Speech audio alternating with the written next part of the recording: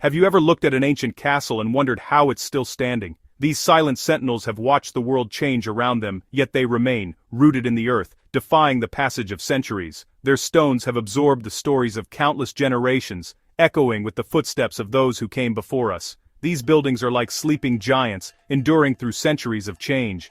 Their walls have weathered storms, invasions, and the slow creep of time, yet they stand as reminders of a world both familiar and mysterious. They've witnessed kings, queens, empires, yet they remain. Imagine the processions, the battles, the celebrations that unfolded beneath their watchful gaze.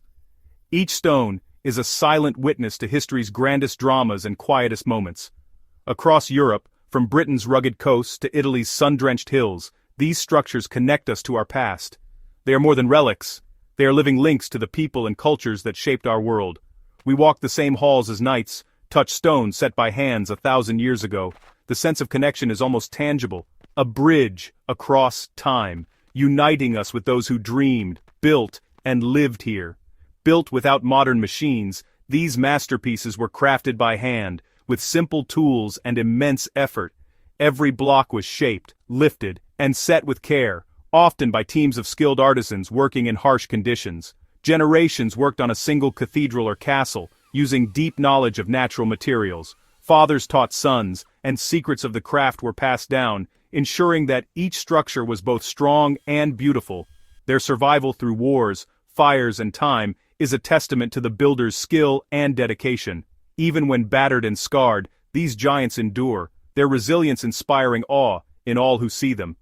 These weren't just buildings, they were monuments to ambition, faith, and ingenuity. They were designed to impress, to protect, and to last, standing as symbols of their creators' hopes and dreams. Cathedrals soared skyward. Castles stood as fortresses. Each was a marvel of engineering, pushing the limits of what was possible in their time. They were symbols of power and devotion, built to last forever. Their very presence was meant to inspire awe, reverence, and sometimes fear. The secret? A blend of smart material choices, ingenious engineering, and patient craftsmanship. Builders selected stones for strength and durability, and devised clever ways to fit them together so they would stand the test of time. This is a story of knowledge passed down through generations. Each new builder learned from the last, adding their own touch to a legacy that continues to this day. Let's unlock the medieval secrets behind these enduring giants, and discover how their legacy still shapes our world, stone by stone. Why did medieval builders strive for permanence? What drove them to pour so much effort, time, and resources into structures meant to outlast their own lives, and even the lives of their children and grandchildren? In a world of uncertainty, building something to last was an act of hope and legacy. It was a way to leave a mark, to create something that would endure through wars, plagues, and the passage of centuries. These buildings were more than just shelter, they were statements of faith in the future. For kings and lords, a stone castle was a symbol of power and dynasty. It was a fortress against enemies, a seat of authority, and a monument to their reign. The higher the walls, the stronger the message: we are here to stay. Cathedrals were built as houses for God, meant to be the most magnificent, enduring structures possible. Their soaring spires and intricate windows were designed to inspire awe, to lift the eyes and hearts of all who entered. Generations worked on these projects, believing their efforts honored God and would stand for centuries. Fathers taught sons the same craft, passing down skills and stories as they shaped each stone. No shortcuts were taken. Quality and longevity were the goals. Every stone was carefully chosen, every joint meticulously fitted, because the builders knew their work would be judged by time itself. Builders dug deep for solid foundations and transported the best stone, no matter the distance. The effort was immense, but so was the reward, a structure that could withstand storms, fire, and the slow erosion of centuries. Every detail, from foundation to wooden peg, was crafted with care. Even the smallest elements were made to last, because every part mattered in the quest for permanence. These buildings were the heart of their communities, centers of defense, government, and worship. They brought people together, offering safety, purpose, and a sense of belonging. They weren't disposable. They were the foundation of society. Their walls witnessed births, celebrations, and farewells, becoming silent keepers of countless stories. People invested their lives and pride in these structures. Building was a communal effort, a shared dream that bound generations together. Building to last was an investment in the future. It was a gift to those yet unborn, a promise that their world would have roots and meaning. These enduring buildings ensured stability and inspiration for generations. They became landmarks, guiding people home, and reminding them of their shared past. Their permanence was a promise to the future.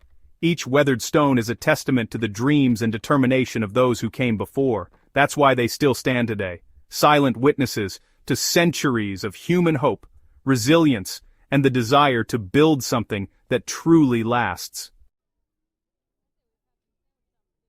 The enduring strength of medieval buildings began with their materials, stone and timber, chosen not just for their availability, but for their remarkable properties and the way they complemented each other. Builders were more than just craftsmen. They were expert geologists, carefully selecting the hardest, most weather-resistant stones like granite and limestone from local quarries, understanding that the right stone could mean the difference between a building that stood for centuries and one that crumbled in decades. Stones were quarried and shaped entirely by hand, with each block custom-fitted for maximum strength and stability. This painstaking process required immense skill and patience, as every stone had to fit perfectly with its neighbors. The result was a tight fit that made walls not only more durable and resistant to the elements, but also able to withstand the test of time, surviving centuries of weather and war.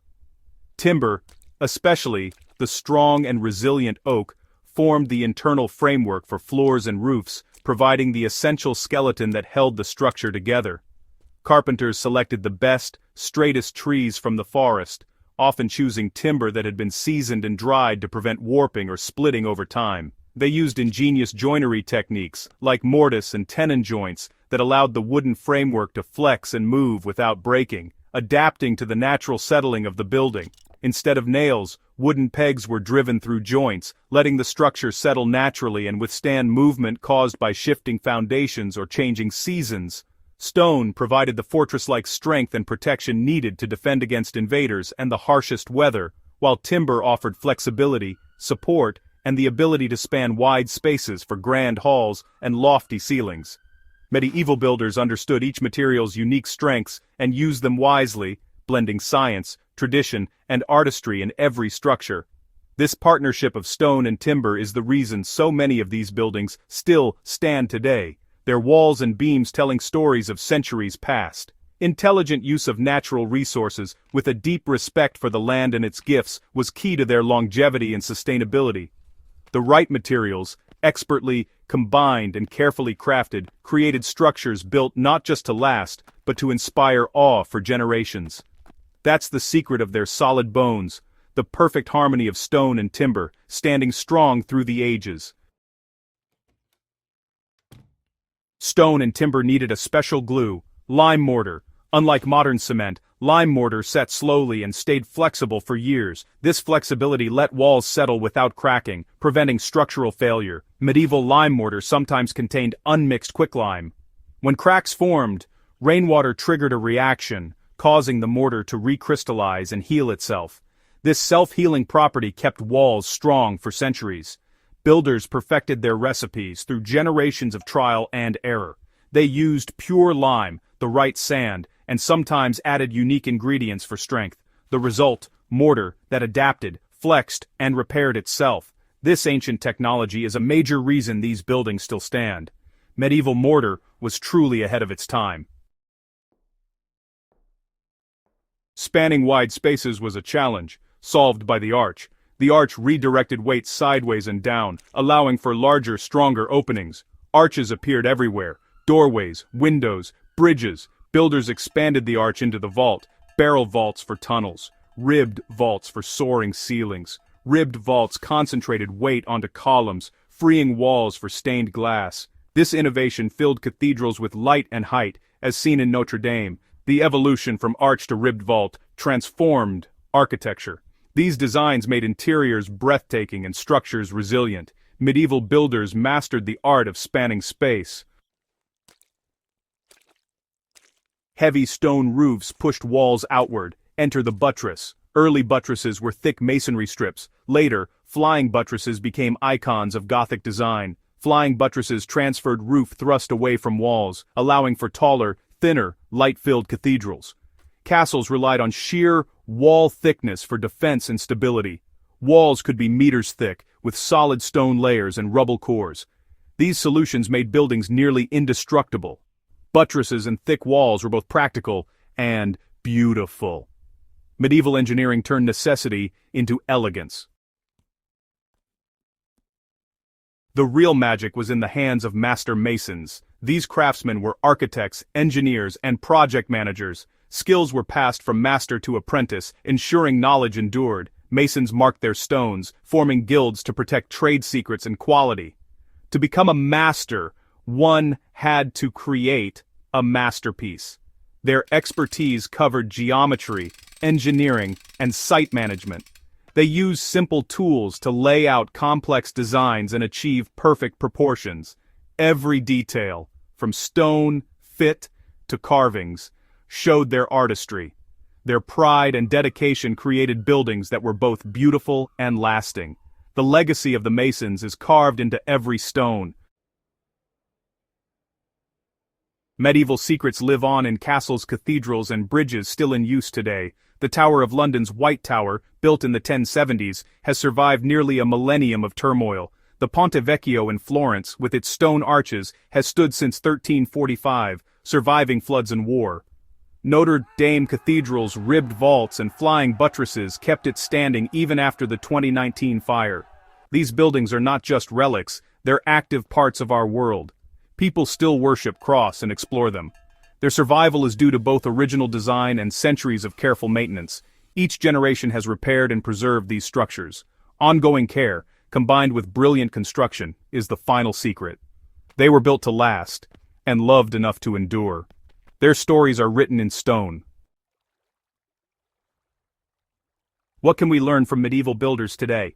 First, build for longevity. Quality materials and craftsmanship create lasting value. Use local natural resources wisely, as medieval builders did. Their self-healing mortar inspires modern smart materials. Value skilled craftsmanship and pass on knowledge through apprenticeships. Pride in work leads to enduring results. Designed for resilience and adaptability, medieval buildings flexed and settled rather than breaking. Work with nature, not against it. As we face new challenges, these ancient lessons are more relevant than ever. The enduring giants of stone still teach us how to build for the ages.